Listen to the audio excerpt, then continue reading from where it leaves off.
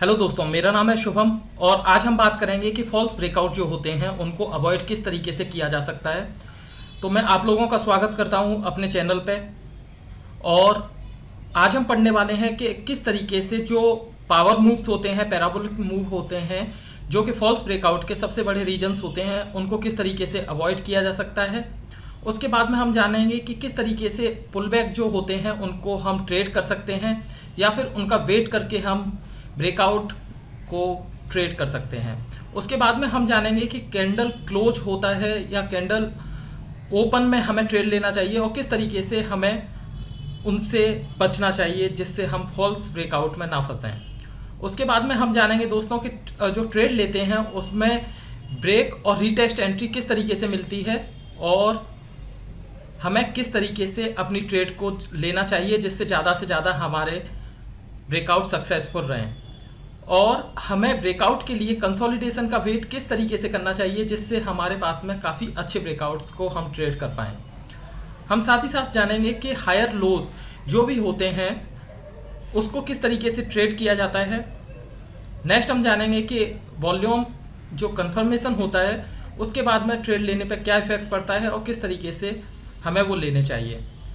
Last में हम समझेंगे कि हमें किस तरीके से ट्रेड के अगेंस्ट में ट्रेड ना लेके फॉल्स ब्रेकआउट से बचना चाहिए।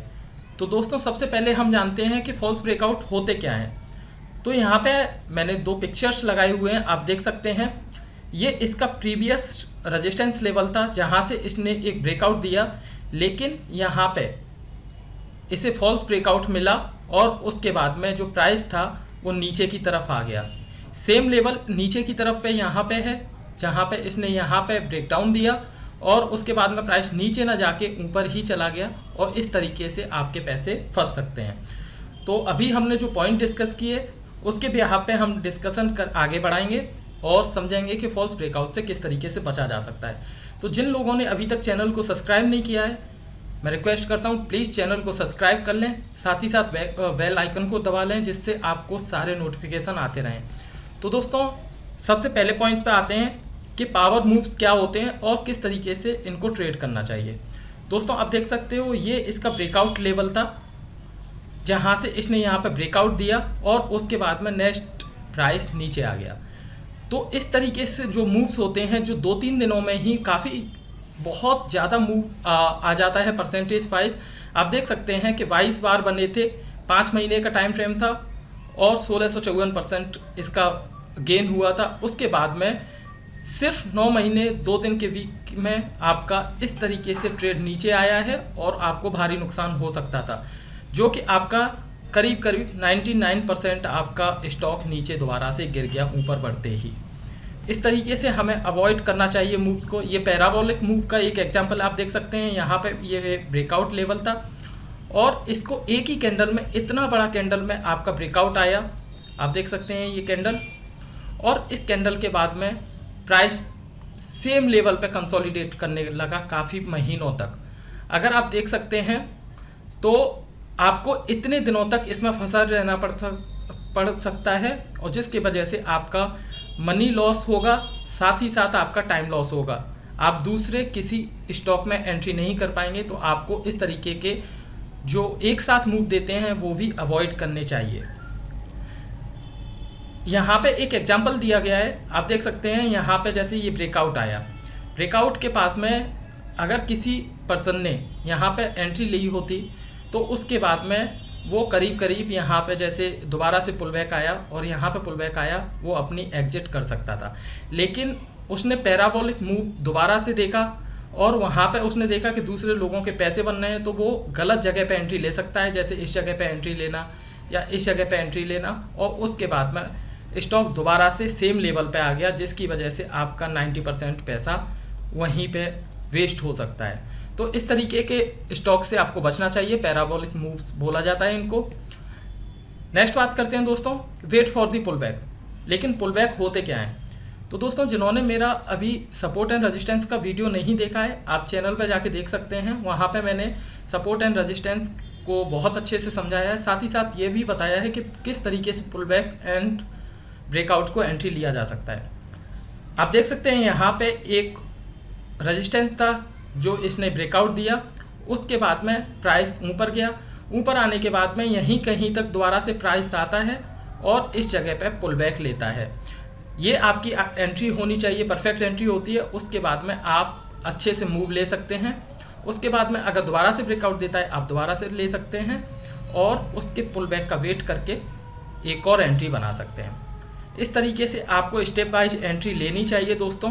हर पुल बैक पे इस तरीके से आपकी एंट्री होनी चाहिए, जिससे आपको कम प्राइस में आपको स्टॉक एक्यूमुलेट होते रहेंगे और काफ़ी सारे स्टॉक आपको सही प्राइस पे मिल सकते हैं। इसी तरीके से ये सेल साइड का एग्जांपल है, जहाँ पे रेंज ब्रेकआउट को इसने नीचे की तरफ ब्रेकडाउन दिया। उसके बाद में यहाँ कहीं पे आपको एंट्री मिली। एंट्री के बाद में दोबारा से आपने यहाँ पे स्टॉक लिया और इस जगह पे आपको दोबारा से ब्रेकआउट एंट्री मिली। इस तरीके से आप पुल बैक का वेट कर सकते हैं ब्रेकआउट के बाद में, जिससे आपके फॉल्स ब्रेकआउट की कंडीशन काफ़ी हद तक रिमूव हो जाएगी और आप फॉल्स ब्रेकआउट से बच सकेंगे। नेक्स्ट देखते हैं कि पुल बैक अप ट्रेंड में किस तरीके से आता है। आप देख सकते हैं ये एक एग्जांपल है। यहाँ पे जैसे इस जगह पे ब्रेकआउट आया था, उसके बाद में सेम लेवल पे पुल बैक आया, आपने यहाँ पे एंट्री ली और इतना अच्छा प्रॉफिट लिया। फिर उसके बाद में आप यहाँ पे एंट्री कर सकते थे, यहाँ पे एंट्री कर सकते थे। तो आपको जैसे ही पुल बैक के पास में ग्रीन बुलिश कैंडल दिखती है, आप उसमें एंट्री कर सकते हैं और एक अच्छा स्टॉक चुन के उसमें अच्छा मुनाफा कमा सकते हैं। ये डाउन साइड का एक एग्जांपल है, आप देख सकते हो दोस्तों। ये मैंने 20 EMA को लगाया हुआ है। जैसे ही यहाँ पे इसने ब्रेकआउट दिया, ये ब्रेकआउट फेल हुआ। उसके बाद में ब्रेकडाउन के बाद में दोबारा से इसने यहाँ पे एक कैंडल बनाया और दोबारा से अपने ही डायरेक्शन में, जो ट्रेंड का डायरेक्शन था, उसमें मूव करने लगा। उसके बाद में दोबारा से इसने ब्रेकआउट दिया, लेकिन ये भी फॉल्स ब्रेकआउट था। उसके बाद में एक कैंडल बना। यहाँ पे आपका पुल बैक एंट्री दोबारा से आ सकती है और एक अच्छा मूव आप कैच कर सकते हैं। दोस्तों अब हम समझते हैं कि कैंडल का क्लोजिंग कितना इंपॉर्टेंट होता है ब्रेकआउट के। आप देख सकते हैं ये वीकली टाइम फ्रेम है। यहाँ से आपका एक अप ट्रेंड था, उसके बाद में एक कंसोलिडेशन आया और एक ब्रेकआउट दिया। ब्रेकआउट काफ़ी लंबा था और काफ़ी बड़ी कैंडल बनाया। उसके बाद में एक रेंज में स्टॉक ने मूव किया और उसके बाद में जो इसका वीकली हाई था उसको क्रॉस ना किया और यहाँ पे एक बार कैंडल ने डेली टाइम फ्रेम पे ज़रूर ऊपर ब्रेकआउट दिया था, लेकिन अगर उसकी क्लोजिंग देखा जाए तो वो दोबारा से नीचे ही क्लोज हुआ। और यहाँ पे आप एक एंट्री ले सकते थे नीचे सेल साइड में, क्योंकि ये नीचे की तरफ मूव किया और उसके बाद में आप एक प्रॉफिटेबल ट्रेड बना सकते थे। ये आपका कैंडल क्लोज का एग्जाम्पल हुआ। नेक्स्ट दोस्तों हम बात करते हैं कि बुल किस तरीके से फंस जाते हैं अगर फॉल्स ब्रेकआउट होता है। तो आप देख सकते हैं दोस्तों, यहाँ पे एक स्टॉक मूव कर रहा था और अपने हायर लोस बना रहा था, लेकिन दोस्तों यहाँ पे जो कैंडल का क्लोज था वो ऊपर नहीं हुआ और उसने जो क्लोजिंग दी वो नीचे के लेवल पे ही दी। उसके बाद में एक कैंडल बना बियरिश, आप यहाँ पे पुल बैक एंट्री ले सकते थे और नीचे की तरफ आपको प्रॉफिट मिल सकता था। अब दोस्तों हम समझेंगे किस तरीके से ब्रेक एंड रीटेस्ट एंट्री कर सकते हैं। आप देख सकते हैं दोस्तों, इस जगह पे ये इसका प्रीवियस रेजिस्टेंस लेवल था। इस रेजिस्टेंस को इसने ब्रेक किया और एक मूव किया। आपको यहाँ पे वेट करना है और वेट करने के बाद में जब ये दोबारा से इसी लेवल पे आए तो इस जगह पे जो वो ग्रीन कैंडल बनाएगा, आपको वॉल्यूम के साथ में उसका कंफर्मेशन मिलेगा और आप इसमें एंट्री ले सकते हैं। उसके बाद में आप बियरिश मूव से बुलिश मूव में चले गए और यहाँ पे आपको अच्छा खासा प्रॉफिट हो सकता था। आप इस वाले एग्जाम्पल को समझने की कोशिश करते हैं दोस्तों। ये भी रीटेस्ट का एक एग्जाम्पल है।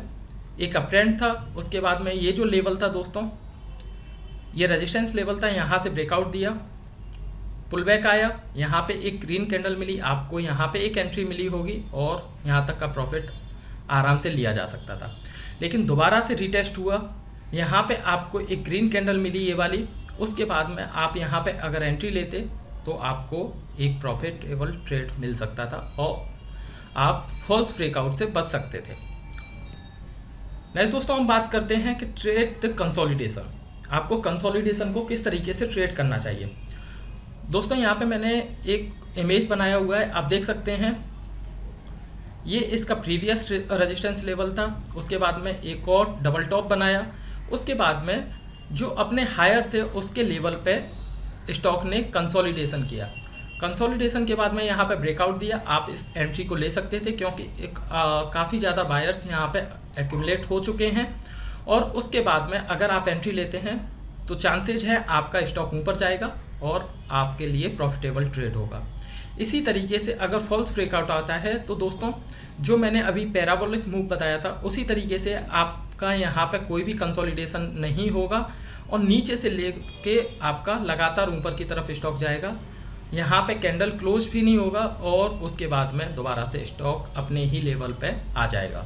तो इस तरीके से ट्रेड्स को आपको बचना चाहिए और इस तरीके की ट्रेड आपको लेनी चाहिए दोस्तों।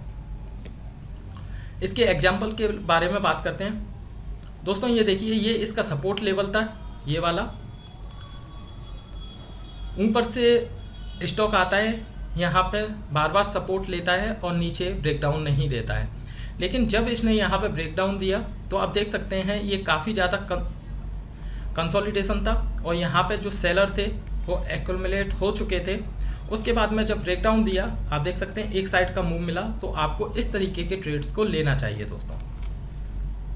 यहाँ पे भी एक कंसोलिडेशन का एक एग्जांपल दिया हुआ है मैंने, आप देख सकते हैं। ये डाउन ट्रेंड था, उसके बाद में स्टॉक ने काफ़ी दिनों तक एक कंसोलिडेशन किया और इसी में मूव करता रहा दोस्तों। उसके बाद में यहाँ पे इसने ब्रेकडाउन दिया, काफ़ी लंबा आपका कंसोलिडेशन हो चुका है, सेलर आपके एक्यूमुलेट हो चुके हैं। इसके बाद में जैसे ही ब्रेकडाउन दिया आप यहाँ पे एंट्री ले सकते हैं। एंट्री लेने के बाद में दोस्तों आपको प्रॉफिट इजीली मिल सकता है। अगर आपको दोबारा से इसमें एंट्री लेनी है तो आपको वेट करना है और जब ये रिटेस्ट करेगा इस लेवल को आप यहाँ पे एक और बार एंट्री कर सकते हैं और दोबारा से स्टॉक नीचे की तरफ जाने की संभावना होती है दोस्तों। अब बात करते हैं दोस्तों कि आपको हायर लोज को किस तरीके से ट्रेड करना चाहिए। दोस्तों हायर लोज क्या होते हैं कि सबसे पहले एक स्टॉक एक लो बनाता है, उसके बाद में जो उसका दूसरा लो होता है वो पहले वाले लो से ऊपर होता है, फिर उसके बाद में तीसरा लो बनाता है और तीसरा वाला लो आपका दूसरे वाले लो से ऊपर होता है।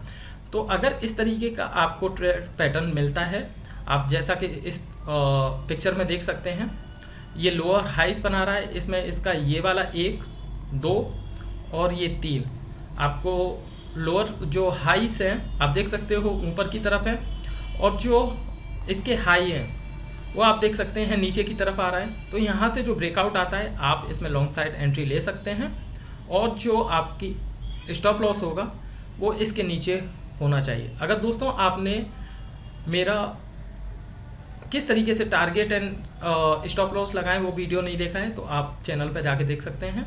आप किस तरीके से आपको स्टॉप लॉस लगाना है आप समझ सकते हैं। लेकिन अगर यहाँ पे ये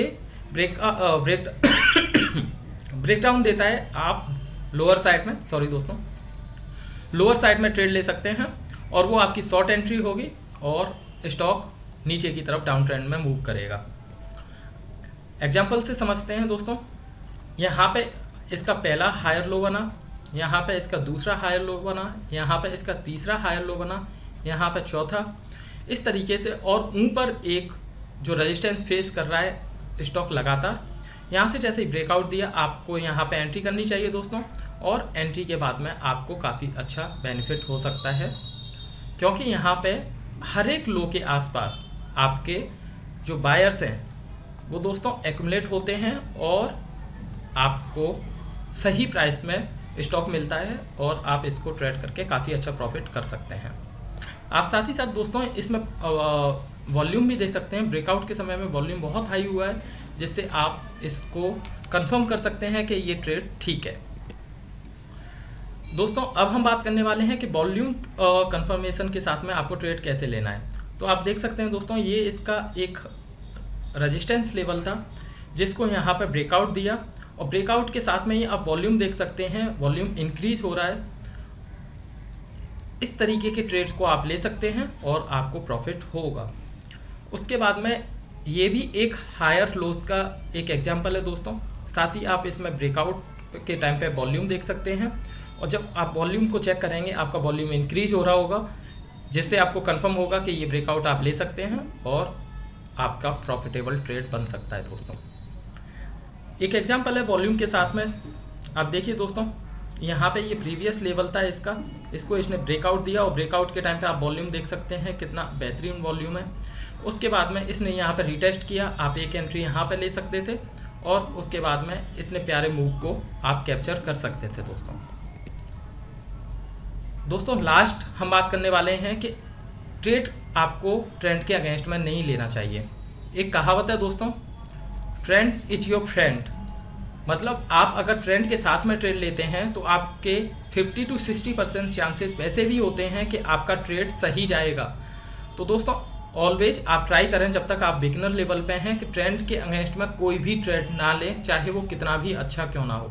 अब देख सकते हैं ये डाउन ट्रेंड था, उसके बाद में ये नेक लाइन बनी, जब नेक लाइन बनी तो ये डब्लू पैटर्न भी बना, लेकिन डब्लू पैटर्न के बनने के बाद में यहाँ पे जैसा कि देख सकते हैं यहाँ पे आपको सारे एग्जांपल देखने के लिए मिलेंगे। यहाँ पे ये पैराबोलिक मूव था क्योंकि यहाँ पे कोई कंसोलिडेशन नहीं था और एक ही बार में आपका ब्रेकआउट हो रहा था। अगर यहाँ पे लगातार कंसोलिडेशन होता उसके बाद में ब्रेकआउट देता, आप इसमें ट्रेड ले सकते थे। यहाँ पे आप कैंडल क्लोज भी देख सकते हैं, यहाँ पे कैंडल जो क्लोज हुई है दोस्तों वो ब्रेकआउट के आसपास ठीक से क्लोज नहीं हुई है और आपकी रेड कैंडल के बाद में दोबारा से स्टॉक नीचे की तरफ आता है और बुरी तरह से फेल होता है। तो आप इस तरीके के ट्रेड से बचें। आपको और एग्जांपल की बात करते हैं दोस्तों। यहाँ पे आप देख सकते हैं यहाँ पे इसने ये फॉल्स ब्रेकआउट दिया जहाँ पे कैंडल क्लोज नहीं कर पाया स्टॉक ऊपर और दोबारा से अपने ट्रेंड के साथ में मूव करने लगा। इसके साथ में ये भी वही एग्जांपल है दोस्तों, एक बहुत बड़ी कैंडल जो आपकी पैराबोलिक मूव के समय बनती है और वो भी क्लोज नहीं हुई है आपकी ब्रेकआउट के ऊपर। ये आपका प्रीवियस रेजिस्टेंस था जिसके ऊपर इसे क्लोज होना था लेकिन नहीं कर पाया और उसके बाद में अपने ट्रेंड के डायरेक्शन में दोबारा से मूव हुआ सेम इस वाले लेवल पे। और आप देख सकते हैं इस जगह पे भी फॉल्स ब्रेकआउट हुआ और स्टॉक ने दोबारा से डाउन ट्रेंड का मूव किया। तो दोस्तों इसी तरह की वीडियो देखने के लिए आप चैनल को सब्सक्राइब कर सकते हैं। आपको अगर कोई डाउट है तो आप मुझे कमेंट सेक्शन में पूछ सकते हैं। आपको इसी तरह की काफ़ी नॉलेजेबल वीडियो मिलती रहेंगी चैनल पे। तो जिन्होंने चैनल को सब्सक्राइब नहीं किया है चैनल को सब्सक्राइब कर सकते हैं। साथ ही साथ बेल आइकन दबाना ना भूलें दोस्तों, क्योंकि आपको नोटिफिकेशन नहीं पहुंचेंगे और आपको इसी तरीके की काफ़ी अच्छी वीडियो देखने को मिलती रहेंगी। थैंक यू दोस्तों।